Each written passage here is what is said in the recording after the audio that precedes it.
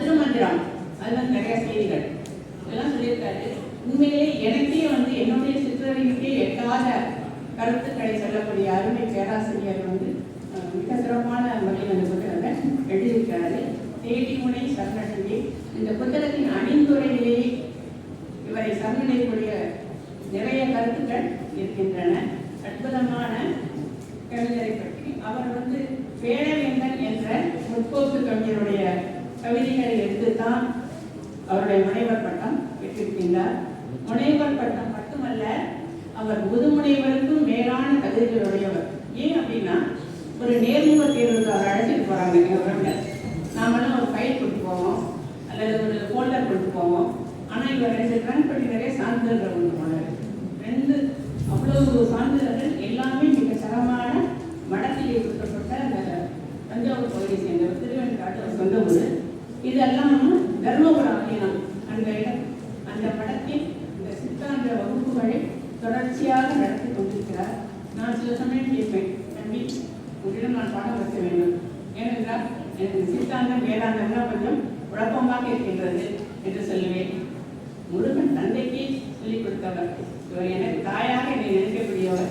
அவர் எனக்கும் அந்த இனிமே அந்த வேதாந்த கருத்துக்களை சொல்லுவார். இதையெல்லாம் விட வேதாந்தனுடைய அழகான ஒரு கவிதை. பால்நிலை கிளி கண்ணமாக்கி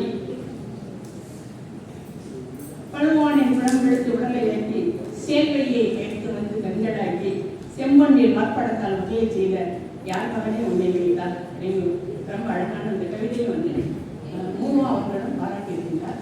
அப்படிப்பட்ட அழகிய கவிதைகள் இன்னும் நிறைய கருத்துக்களை சொல்லி தன்னுடைய புத்தகத்திலே எடுத்திருந்தார்.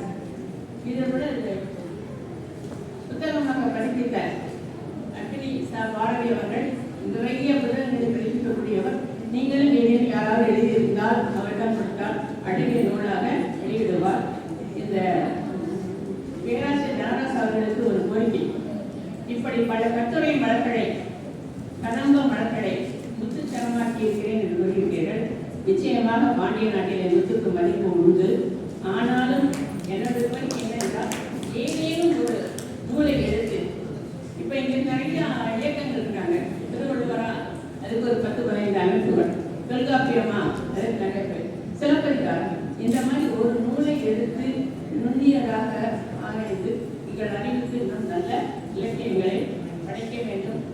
அப்பொழுதுதான் என்னை போன்றவர்களுக்கு மதிப்பை கொடுக்க மிகவும் வசதியாக இருக்கக்கூடிய கூறி, அன்பு மகனை நீ வாழ வேண்டும், என்னுடைய தமிழ் பண்பு என்றும் வளர வேண்டும் என்று கூறி வாய்ப்புக்கு நன்றி கூறி வாய்ப்பளித்த மற்றும் இயக்குனர் இவங்கெல்லாம் எவ்வளோதான் நம்ம பாராட்டி சொன்னாலும் எந்த பாராட்டுக்குமே வழங்க மாட்டாங்க. இந்த நாங்கள் வாய்ப்பு புத்தகம் கொடுத்து ஒரு 2 வருஷம் இருக்கோம் இதை கொடுத்து. ஆனாலும் சரியான சமயத்திலே இன்னைக்கு அழைப்புகளை நான் பார்க்குறப்ப ரொம்ப மகிழ்ச்சியாக இருந்துச்சு. என்னுடைய திருமண பத்திரிகை பார்க்குற கூட எனக்கு மகிழ்ச்சி கிடையாது.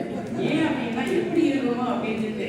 ஆனால் இதில் அனார்கலி கருத்துடைய பெயரும் இருக்கின்றது, என்னுடைய பெயரும் இருக்கின்றது.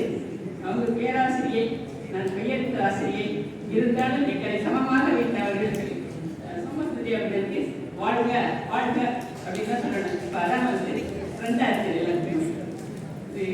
அனைவருக்கும் நன்றி.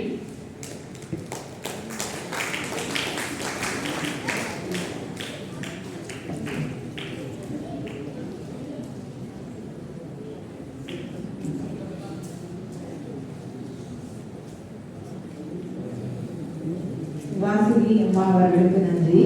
உண்மையிலே வாசுகி அம்மா உலகத்தமிழ் சமூகத்தோட இணைந்து பயணிப்பவர்.